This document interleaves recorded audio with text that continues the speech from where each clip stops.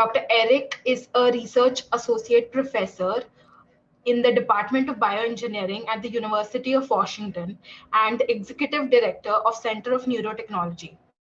He is a neuroscientist who also works with teachers to create materials to help people learn about the brain. We are so happy to have you, Dr. Eric, and we are looking forward to your session today. Thank you very much. Just trying to get things, the technology worked out. Hi, can everybody hear me?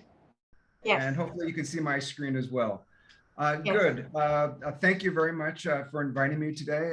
Thank you for that kind introduction. As was mentioned, my name is Dr. Eric Chudler. I'm a neuroscientist at the University of Washington in Seattle.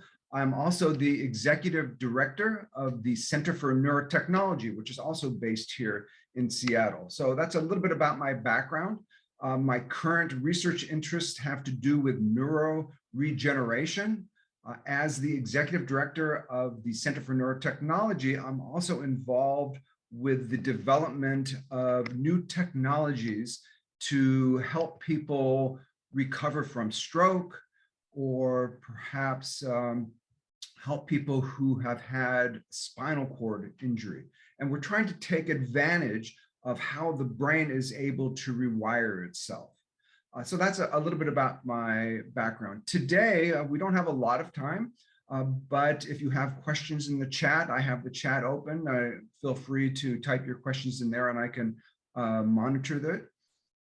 But today, what I'd like to talk to you briefly about is neuroethics. And first, I'm going to talk about what neuroethics means and what it doesn't mean. Perhaps talk about some of the promises of neuroscience, and then perhaps some of the things that neuroscientists and researchers should think about as they are doing their research. And this has to do with things about how work should be done, who should be doing the work, who makes decisions about which type of research should be done. Also, how does research impact individuals and society? So those are some of the things that we'll be talking about. I hope that I'll have time for questions at the end as well. So this is going to be a very fast and dive into what neuroethics is. And I hope that it brings up a lot of questions. It's often not something that neuroscientists think about, but it really should impact all of our work. So first, what I'm not going to be talking about today, and that is the neuroscience of ethics. Certainly, there are researchers who are interested in how the brain responds when someone has a neuroethical or an ethical or moral decision. So in other words, if someone has to make a decision based on something that might happen. For example, there's the classic trolley problem where a train is going down the track and someone must make a decision whether to pull the lever that would kill one person or leave the train going on its path and it will kill 5 people. Do you pull the lever or not to kill that one person? And the brain will respond in a particular way when it's making a decision about that particular problem. That's not what I'm going to be talking about. Rather, I'm going to be talking about the ethics of neuroscience, and that is who should be making decisions about what researchers should be doing, when should those decisions be made, and how should those decisions be made. Okay, so again, how the brain responds to a moral or ethical question is very interesting, and that's the neuroscience of ethics, and that's not what I'm going to be talking about, rather the ethics of neuroscience. And this is important because, unfortunately, society is greatly impacted by neurological disease. And this is just a few of the many neurological disorders that can affect people. Sleep disorders, for example. These numbers here are just for the United States. And so you can imagine worldwide how these numbers would really grow. So unfortunately, neurological and psychiatric disease is so common, it takes a tremendous emotional and economic toll on individuals and on societies. So what we need, and what one aspect of neuroscience does, is creating therapies and treatments for psychiatric and neurological disease. Neuroscience also might result in treatment, certain new surgical treatments, and new ways to diagnose new methods to diagnose disease. So neuroscience has a tremendous potential to help society. Yet as we approach neuroethical and neuroscience research, there are different technologies that people have developed over the years. And some of these have been very, very successful. And these are just a few of the neurotechnological devices that have been introduced over the last few years. In the upper left here, this is a picture of a girl who's wearing a cochlear implant. Cochlear implants are used very often. Thousands of these are implanted every year, very successful to help someone who is deaf and can't hear. So a cochlear implant is very successful, has been used for a couple of decades now. A relatively newer technological advancement is a retinal implant, and this can help someone who's blind. And that's what you can see here in this lower left here. This is a picture of the retina, and those little silver spots there are little electrodes that stimulate the remaining part of the retina and can help someone who's blind see again. This is a relatively new type of technological device, but has shown some success. This is a picture of a woman who's using a sensory substitution device. These have not really taken off too much, but still can help some people for some issues. Some more invasive neurotechnological devices are brain-computer interfaces, implantable electrodes that essentially take the electrical activity that's generated when someone thinks, and this can be used to control devices, cursor on a screen, robotic arms, and things of that nature. This is a picture of a woman who lost her arm, but she got a robotic arm to replace that arm. And she can think and control that robotic arm. So this is some of the promise of neuroscience, really helping society overcome some of the issues involved with damage to the nervous system. But there are even non-invasive therapies that show some promise. For example, this is a setup for magnetic stimulation of the brain. And this has been used to help people who have illnesses like Parkinson's disease or other, even for depression, it's been used. So these are non-invasive devices that can stimulate the brain that can help people overcome some of those neurological problems. One other example of a new neuroscience research is what's called brain organoids. These are groups of cells that can reorganize themselves in a dish. Recent research has shown that these cells in a dish actually generate electrical activity and form structures very similar to a brain. Now, this brings up a lot of questions. If these cells in a dish are generating electrical activity, if they look like brains, newer research actually even shows that they're developing photosensitive abilities. So not only are these cells in a dish communicating, but they're now responding to outside stimulation. Are these cells in a dish conscious? Should they be given some kind of rights? And this just brings up again some ethical questions that researchers have to think to themselves. How should they proceed? And so those are just a couple examples. More examples of how some of these ethical issues arise from neuroscience. Brain imaging. So we have technologies that allow us to see the living brain, and these respond to different questions. We can see disease processes going on. But what if these brain imaging techniques were used in a more in a different way? For example, if you could use a brain image to screen applicants for a particular job. So you might say, well, how would that work? Well, maybe before you get a job, you would go into your potential employer and the employer would say, oh, please step into the brain scanning machine. We just want to ask you some questions. And some of these questions might be asking about your background. Maybe have you ever stole anything in the past? And your brain would respond in a particular way, giving a potential employer information that you don't voluntarily give, but rather your brain is responding to. Should this type of research be acceptable?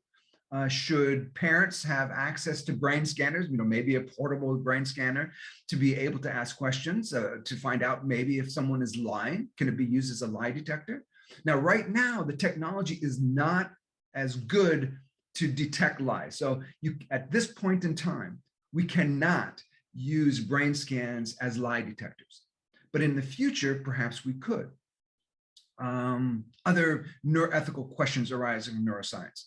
Things like smart drugs. Can you take a pill that makes you smarter? And if there is such a pill, is it cheating if you take it?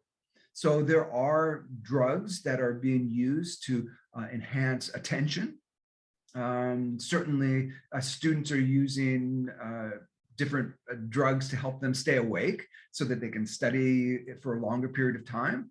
You might even say that, well, we even currently have neurotropics. We currently have cognitive enhancers in the form of coffee, right? Coffee, which contains caffeine, is a central nervous system stimulant. It helps us stay awake. So should we be developing drugs that make us smarter? Some people would say, oh, that would be a good idea if we had a drug that would make us smarter. Other people would say no, because if we had such a drug, only those people that can afford to purchase this drug would have it. So we would be creating two different levels of society, those who can afford these brain enhancers and those that couldn't. Other neuroethical issues. What if we had the ability to screen for all types of neurological disease? So for example, if we could develop a method that would find out if you were going to develop Alzheimer's disease or Parkinson's disease sometime in the future, would you want to know? Some people would say, yes, I'd really want to know, whether it was a genetic test or whether it was some kind of a brain scanning test. Some people would say, yes, I would want to know that. Other people would say, no, I don't want to know that, because if I knew that I was going to develop Alzheimer's disease, that's all I could think about, and I really couldn't get on with my life. So some people would say that these technologies are good for society. Other people would say, no, hold on, these things should not be developed. Even though science might have the ability to develop these are not good for society. And one final example are brain-computer interfaces. These are devices that could be either worn or maybe implanted into the brain. Should these be used for therapy to help people who have damage to the nervous system?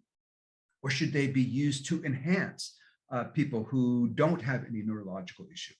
You might say, well, both of these are good ideas. Well, they may both be good ideas, but there's limited resources that we have.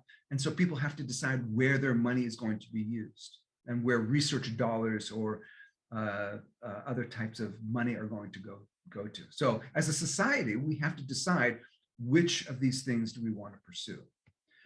Just an example of how these technologies are being commercialized, there's a couple companies that want to commercialize brain scanners. And there's this one company, Brain Key Scan, for a certain amount of money, anybody can just walk in off the street and get a brain scan.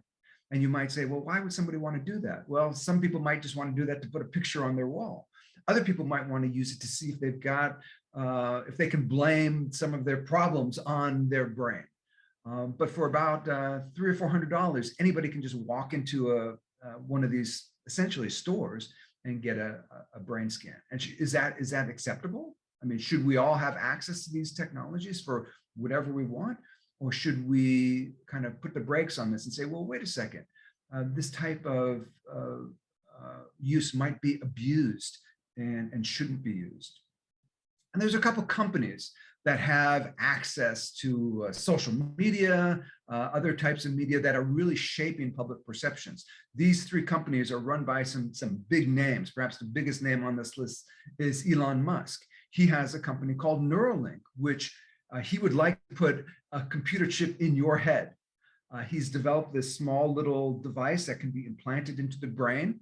And he believes that this will completely change our society, maybe even eliminate language, because we would be able to communicate just by thinking. We wouldn't have to even use keyboards to communicate with the internet or with our computers. All we would have to do is think. Is this a good thing or a bad thing? Now, I don't think he's very close on doing this, but he has a company and about 100 or more employees that are working on being able to record signals from the brain and then also to write signals into the brain. Is this a good thing or a bad thing for society? I don't have answers for you, but it's something for you to think about. So there's a couple different things about neuroethics that I just want to point out. And these have to do with certain issues having to do with neuroscientific research, neurotechnological research that I just want you to be aware of. One is, if these drugs or these technologies are developed, will it be accepted by users? And some people might say that they might have some kind of an illness or a disorder, but they don't feel that they are abnormal. Someone perhaps who is neurodiverse might have attention ADHD or a form of autism.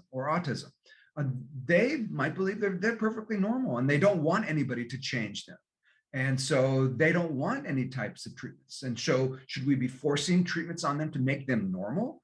Or is it our problem that we just have to accept people for who they are, that everyone is different? And that the conception of normality is different for people.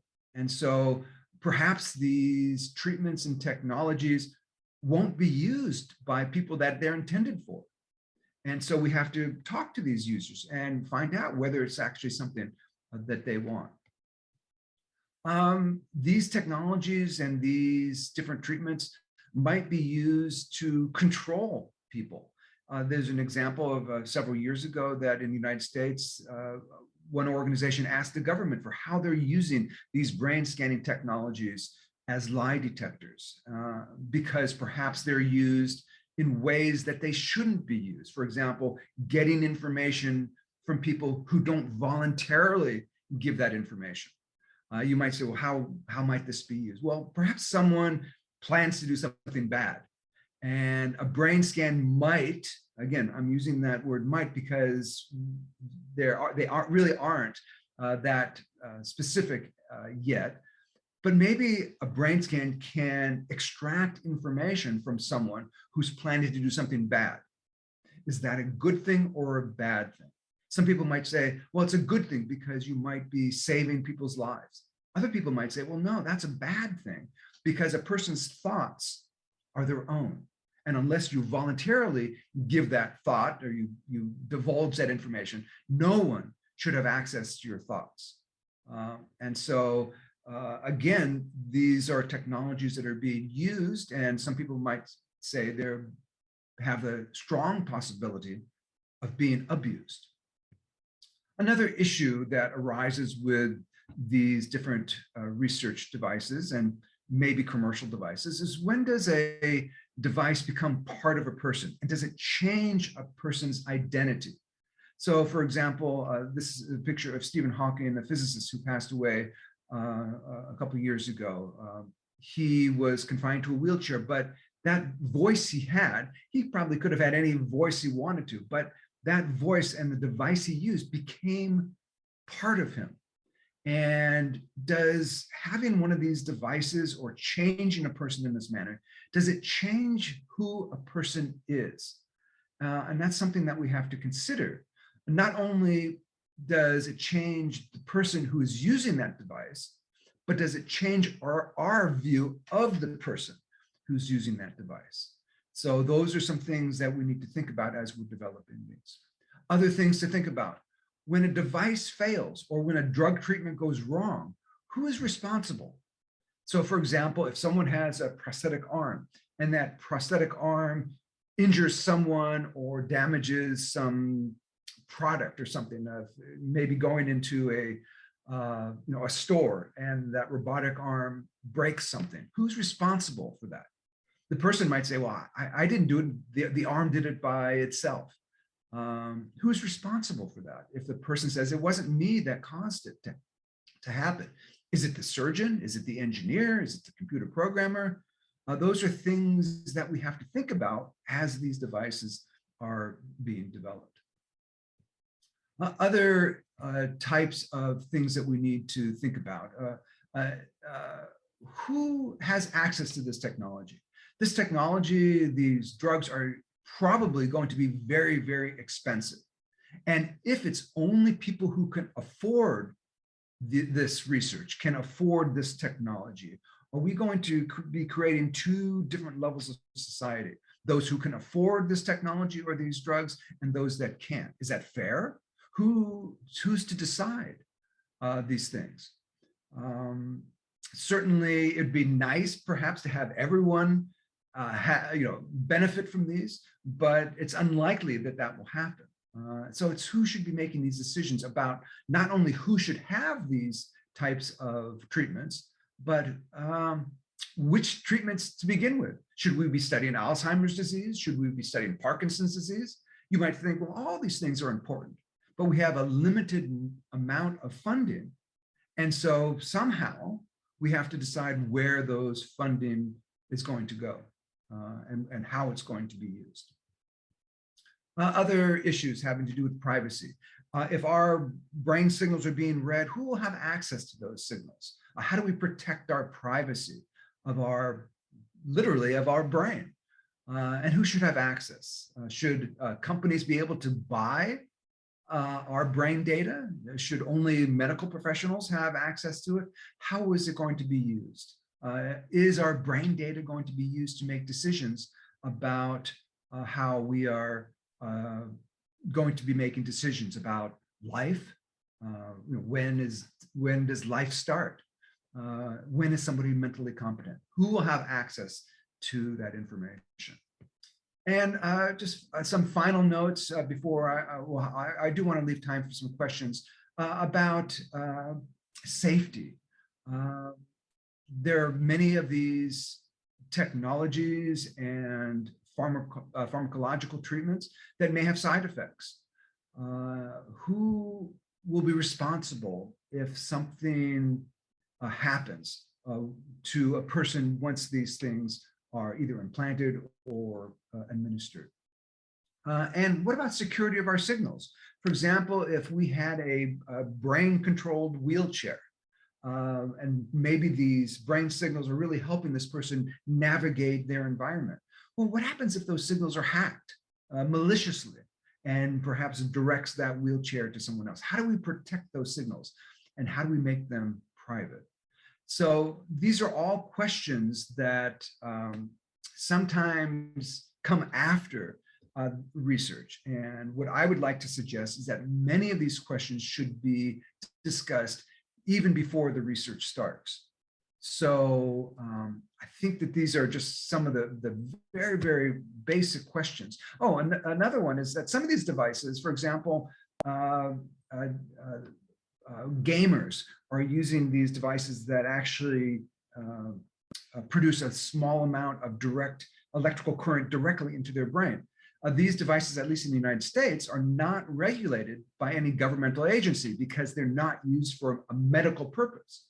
And we have no idea what these devices are doing, especially to brains that are developing. So these are devices that gamers use to, they say, that helps them play these games a bit better, but we have no idea what it's doing in the long term. So how do we protect people? I guess, how do we protect people from themselves? So I think these are questions that not only neuroscientists, neural engineers should be thinking about. Rather, I think these are questions that we as a society all need to think about, because these devices, these drugs, these treatments, these therapies are being developed, but they raise many questions about not only what science can do, but what science should do and how we should continue. So that's just a very brief overview of neuroethics, that researchers can do things, The question is, how should they proceed? And I would like to suggest to you that all neuroscientists should be thinking about some of the societal questions that are raised by their research. So again, thank you very much for inviting me. I can take questions either through the chat, or if you have the ability to unmute, I can answer questions that way as well. So again, thank you very much.